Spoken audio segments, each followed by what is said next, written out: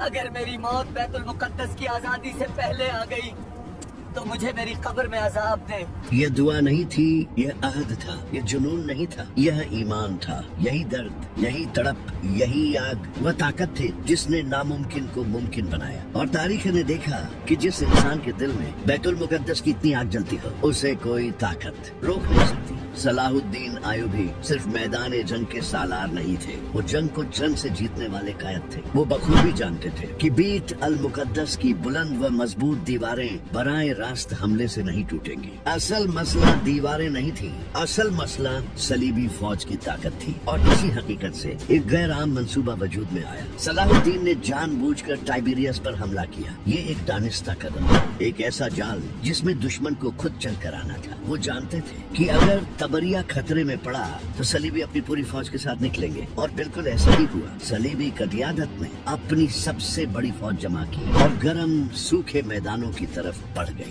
وہ نہیں جانتے تھے کہ ہر قدم کے ساتھ وہ ایک تباہ کن انجام کے قریب جا رہے ہیں۔ صلاح الدین پہلے سے تیار تھے۔ حطین کے قریب تمام کنوین پتھروں اور مٹی سے بند کروا دیے گئے، راستے بے آب تھے، سایہ ناپید تھا اور وقت دشمن بنتا جا رہا تھا۔ تاریخ تھی 4 جولائی 1187۔ سورج آگ برسا رہا تھا، لوہے کے جرہب اختر جسموں کو جلا رہے تھے۔ پانی نہ ملا، پیاس بڑھتی گئی، گھوڑے گرنے لگے، سپاہی نڈھال ہو کر ریت پر بیٹھنے لگے۔ صلیبی فوج لڑنے سے پہلے ہی ٹوٹنے لگی۔ صلاح الدین نے جلد بازی نہیں کی، انہوں نے دشمن کو پیاس، گرمی اور تھکان سے مزید کمزور ہونے دیا اور پھر صحیح لمحے پر حملے کا حکم دیا۔ مسلمان لشکر چاروں طرف سے آگے بڑھا، تیروں کی بارش ہوئی، صفیں ٹوٹ گئی اور میدان حطین کچھ ہی گھنٹوں میں فیصلہ کھون منظر پیش کرنے لگا۔ صلیبی فوج مکمل طور پر شکست کھا گئی، گینگائے آف لوسینیون قیدی بنا لیے گئے، اور وہ شہر جسے صلیبی اپنی سب سے مقدس علامت سمجھتے تھے،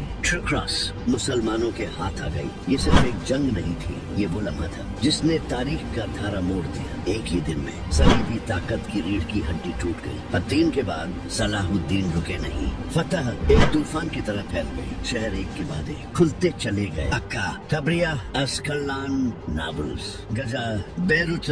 کچھ ہی ہفتوں میں 22 شہر مسلمانوں کے زیر نگین آ گئے۔ وہ سلطنت جو ناقابل شکست سمجھی جاتی تھی بکھرنے لگی، اور اب تمام راستے ایک ہی سمجھ جا رہے تھے۔ وہ شہر جس کے لیے یہ سب کچھ کیا گیا تھا، بیت المقدس۔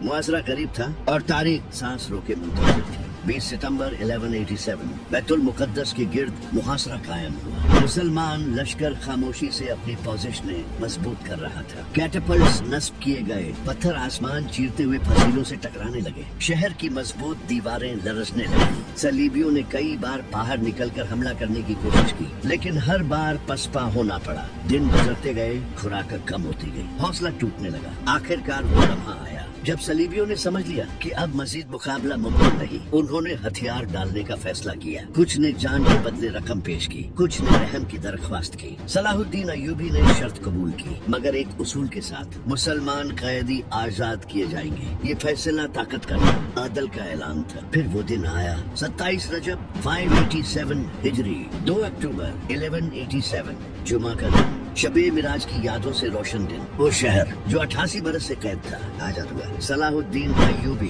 شہر میں داخل ہوئے، نہ غرور کے ساتھ، نہ فاتحانہ نعروں کے ساتھ، سر جھکا ہوا تھا، دل شکر سے بھرا ہوا تھا۔ مسجد اقصی کو پاک کیا گیا، گرد و غبار ہٹایا گیا، قبہ سکھرا سے صلیب اتاری گئی اور اللہ کی وحدانیت کا اعلان ہوا۔ وہ منبر جو بغداد کے ایک بڑی نے بیت المقدس کی آزادی کی امید میں بنایا تھا، 35 برس بعد آخر کار مسجد اقصی میں نصب ہوا۔ یہ صرف لکڑی کا ممبر نہیں تھا، یہ صبر، یقین اور وعدے کی تکمیل تھی۔ 88 سال پہلے صلیبیوں نے اسی شہر میں 70,000 مسلمانوں کو قتل کیا تھا، لیکن آج ایک مختلف تاریخ لکھی جا رہی تھی۔ صلاح الدین ایوبی کا حکم واضح تھا، کسی عورت، کسی بچے، کسی بوڑھے کو نقصان نہ پہنچایا جائے۔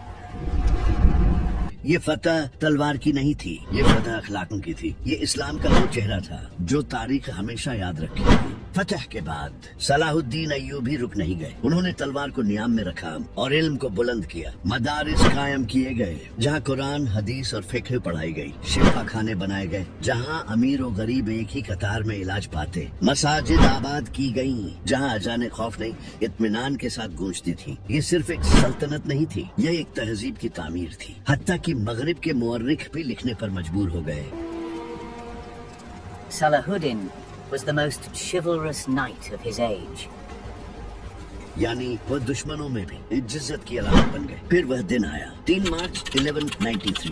دمشق. صلاح الدین ایوبی اس دنیا سے رخصت ہوئے. نہ سونے کے محل تھے، نہ خزانوں کے صندوق، نہ شاہی وراثت. ان کی وصیت کے مطابق ایک سادہ کفن کو نیزے پر باندھ کر شہر میں گھمایا گیا اور اعلان کیا گیا: اے مسلمانوں، مصر، شام، فلسطین اور بیت المقدس کا فاتح صلاح الدین ایوبی دنیا سے صرف یہ کفن لے کے گیا ہے. اس سے سبق لو، دنیا ایک دھوکہ ہے. یہ اعلان نہیں تھا، یہ امت کے ضمیر پر دستک تھی. ڈکشنری حج صدیاں گزر چکی ہے، لیکن بیت المقدس پھر آزمائش میں ہے. مسجد اقصی پھر خطرے میں ہے، اور تاریخ کے اوراق سے صلاح الدین ایوبی کی آواز اب بھی گونجتی محسوس ہوتی ہے. تم کیسے ہنس سکتے ہو جبکہ بیت المقدس غلام ہو؟ یہ سوال صرف ایک شہر کا نہیں، یہ ایمان کا سوال ہے. ڈکشنری اے مسلمانوں، صلاح الدین تلوار سے پہلے دلوں کو جوڑنے آئے تھے. انہوں نے فتح سے پہلے وحدت پیدا کی. انہوں نے طاقت سے پہلے توبہ اور تقوی کو اختیار کیا. آج بھی راستہ وہی ہے. وحدت کرو، ایمان مضبوط کرو، اپنے مقصد بلند رکھو،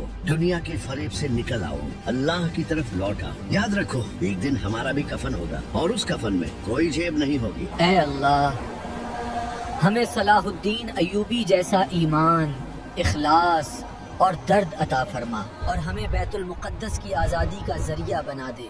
آمین یا رب العالمین.